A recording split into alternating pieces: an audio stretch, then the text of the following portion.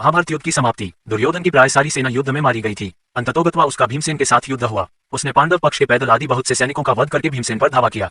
उस समय गदा से प्रहार करते हुए दुर्योधन के अन्य छोटे भाई भी भीमसेन के ही हाथ से मारे गए। अपने राजा दुर्योधन की ऐसी दशा देखकर और अपने पिता द्रोणाचार्य की मृत्यु का स्मरण कर अश्वत्थामा अधीर हो गया। छुपकर वह पांडवों के शिविर में पहुंचा और घोर काल रात्रि में कृपाचार्य तथा कृतवर्मा की सहायता से पांडवों के बचे हुए वीर महारथियों को मार डाला। केवल यही नहीं, उसने पांडवों के 5 पुत्रों के सिर भी अश्वत्थामा ने काट डाले। अश्वत्थामा के इस कुकर्म की सभी ने निंदा की, यहाँ तक कि दुर्योधन तक को भी यह अच्छा नहीं लगा।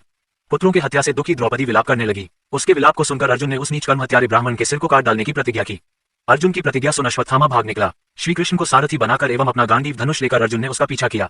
अश्वत्थामा को कहीं भी सुरक्षा नहीं मिली तो भय के कारण उसने अर्जुन पर ब्रह्मास्त्र का प्रयोग कर दिया। अश्वत्थामा ब्रह्मास्त्र को चलाना तो जानता था पर उसे लौटाना नहीं जानता था। उस अति प्रचंड तेजों में अग्नि को अपनी ओर आता देख अर्जुन ने श्री कृष्ण से विनती की, हे जनार्दन, आप ही इस त्रिगुणमय सृष्टि को रचने वाले परमेश्वर हैं। सृष्टि के आदि और अंत में आप ही शेष रहते हैं। आप ही अपने भक्तजनों की रक्षा के लिए अवतार ग्रहण करते हैं। आप ही ब्रह्मा स्वरूप हो रचना करते हैं। आप ही विष्णु स्वरूप हो पालन करते हैं और आप ही रुद्र स्वरूप हो संहार करते हैं।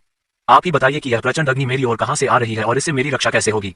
श्री कृष्ण बोले, है अर्जुन, तुम्हारे भय से व्याकुल होकर अश्वत्थामा ने यह ब्रह्मास्त्र तुम पर छोड़ा है। इससे बचने के लिए तुम्हें भी अपने ब्रह्मास्त्र का प्रयोग करना होगा, क्योंकि अन्य किसी अस्त्र से इसका निवारण नहीं हो सकता। श्री कृष्ण की इस मंत्रणा को सुनकर महारथी अर्जुन ने भी तत्काल आचमन करके अपना ब्रह्मास्त्र छोड़ दिया। दोनों ब्रह्मास्त्र परस्पर भिड़ गए और प्रचंड अग्नि उत्पन्न होकर तीनों लोगों को तप्त करने लगी। उनकी लपटों से सारी प्रजा दग्ध होने लगी। इस विनाश को देखकर अर्जुन ने दोनों ब्रह्मास्त्रों को लौटाकर शांत कर दिया और झपटकर अश्वत्थामा को पकड़कर बांध लिया। श्री कृष्ण बोले, हे अर्जुन, धर्मात्मा, सोए हुए, असावधान, मतवाले, पागल, अज्ञानी, रथहीन, स्त्री तथा बालक को मारना धर्म के अनुसार वर्जित है। इसने धर्म के विरुद्ध आचरण किया है, सोए हुए निरपराध बालकों की हत्या की है। जीवित रहेगा तो पुनः पाप करेगा। तत्काल इसका वध करके और इसका कटा हुआ सिर द्रौपदी के सामने रखकर अपनी प्रतिज्ञा पूरी करो। श्री कृष्ण के इन शब्दों को सुनने के बाद भी धीरवान अर्जुन को गुरुपुत्र पर दया ही आई और उन्होंने अश्वत्थामा को जीवित ही शिविर में ले जाकर द्रौपदी के सामने उपस्थित किया। पशु की तरह बंधे हुए गुरुपुत्र को देखकर ममता में द्रौपदी का कोमल हृदय पिघल गया। उसने गुरुपुत्र को नमस्कार किया और उसे बंधन मुक्त करने के लिए अर्जुन से कहा, इनके वध करने से मेरे मृतपुत्र लौटकर तो नहीं आ सकते, आप इन्हें मुक्त कर दीजिए। द्रौपदी के इन न्याय तथा धर्मयुक्त वचनों को सुनकर सभी ने उसकी प्रशंसा की, किंतु भीम का क्रोध शांत नहीं हुआ। अर्जुन ने अपनी तलवार से अश्वत्थामा के सिर के केश काट डाले और उसके मस्तक की मणि निकाल ली। मणि निकल जाने से वह श्रीहीन हो गया। श्रीहीन तो वह उसी क्षण हो गया था जब उसने बालकों की हत्या की थी, किंतु केश मुड़ जाने और मणि निकल जाने से वह और भी श्रीहीन हो गया और उसका सिर झुक गया। अर्जुन ने उसे उसी अपमानित अवस्था में शिविर से बाहर निकाल दिया।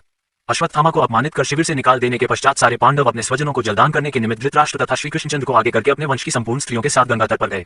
उसी समय एक अपूर्व घटना हुई। उन्होंने देखा कि उनकी वधू उत्तरा ने व्याकुल स्वर में कहा कि मुझे बचाओ, मेरी रक्षा करो, आप योग योगेश्वर हैं, देवताओं के भी देवता हैं, संसार की रक्षा करने वाले हैं, आप सर्वशक्तिमान हैं। ये देखिए, प्रज्वलित लोहे का बाण मेरे गर्भ को नष्ट न कर दे। है प्रभु, आप ही मेरी रक्षा करने में समर्थ हैं। ऐसे कातर वचन सुनकर श्री कृष्ण तुरंत रथ से कूद पड़े और बोले कि अश्वत्थामा ने पांडव वंश को नष्ट करने के लिए फिर से ब्रह्मास्त्र का प्रयोग किया है, जिससे उत्तरा का गर्भ अत्यंत जलने लगा, परंतु श्री कृष्ण ने अपने तप से शिशु को पुनर्जीवित कर दिया। Skip to content, chat GPT, log in, you said. Mahabharata युद्ध की समाप्ति। दुर्योधन की प्राय सारी सेना युद्ध में मारी गई थी। अंततोगत्वा उसका भीमसेन के साथ युद्ध हुआ। उसने पांडव पक्ष के पैदल आदि बहुत से सैनिकों का वध करके भीमसेन पर धावा किया। उस समय गदा से प्रहार करते हुए दुर्योधन के अन्य छोटे भाई भी भीमसेन के ही हाथ से मारे गए। अपने राजा दुर्योधन की ऐसी दशा देखकर और अपने पिता द्रोणाचार्य की मृत्यु का स्मरण कर अश्वत्थामा अधीर हो गया। छुपकर वह पांडवों के शिविर में पहुंचा और घोर काल रात्रि में कृपाचार्य तथा कृतवर्मा की सहायता से पांडवों के बचे हुए वीर महारथियों को मार डाला। केवल यही नहीं, उसने पांडवों के 5 पुत्रों के सिर भी अश्वत्थामा ने काट डाले। अश्वत्थामा के इस कुकर्म की सभी ने निंदा की, यहाँ तक कि दुर्योधन तक को भी यह अच्छा नहीं लगा। पुत्रों की हत्या से दुखी द्रौपदी विलाप करने लगी। उसके विलाप को सुनकर अर्जुन ने उस नीच कर्म हत्यारे ब्राह्मण के सिर को काट डालने की प्रतिज्ञा की। अर्जुन की प्रतिज्ञा सुन अश्वत्थामा भाग निकला। श्री कृष्ण को सारथी बनाकर एवं अपना गांडीव धनुष लेकर अर्जुन ने उसका पीछा किया। अश्वत्थामा को कहीं भी सुरक्षा नहीं मिली तो भय के कारण उसने अर्जुन पर ब्रह्मास्त्र का प्रयोग कर दिया। अश्वत्थामा ब्रह्मास्त्र को चलाना तो जानता था पर उसे लौटाना नहीं जानता था। उस अति प्रचंड तेजों में अग्नि को अपनी ओर आता देख अर्जुन ने श्री कृष्ण से विनती की, हे जनार्दन, आप ही इस त्रिगुणमय सृष्टि को रचने वाले परमेश्वर हैं। सृष्टि के आदि और अंत में आप ही शेष रहते हैं। आप ही अपने भक्तजनों की रक्षा के लिए अवतार ग्रहण करते हैं। आप ही ब्रह्मा स्वरूप हो रचना करते हैं। आप ही विष्णु स्वरूप हो पालन करते हैं और आप ही रुद्र स्वरूप हो संहार करते हैं। आप ही बताइए कि यह प्रचंड अग्नि मेरी ओर कहां से आ रही है और इससे मेरी रक्षा कैसे होगी। श्री कृष्ण बोले, है अर्जुन, तुम्हारे भय से व्याकुल होकर अश्वत्थामा ने यह ब्रह्मास्त्र तुम पर छोड़ा है। इससे बचने के लिए तुम्हें भी अपने ब्रह्मास्त्र का प्रयोग करना होगा, क्योंकि अन्य किसी अस्त्र से इसका निवारण नहीं हो सकता। श्री कृष्ण की इस मंत्रणा को सुनकर महारथी अर्जुन ने भी तत्काल आचमन करके अपना ब्रह्मास्त्र छोड़ दिया।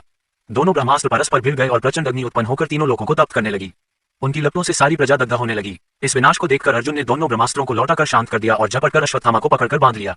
श्री कृष्ण बोले, हे अर्जुन, धर्मात्मा, सोए हुए, असावधान, मतवाले, पागल, अज्ञानी, रथहीन, स्त्री तथा बालक को मारना धर्म के अनुसार वर्जित है। इसने धर्म के विरुद्ध आचरण किया है, सोए हुए निरपराध बालकों की हत्या की है।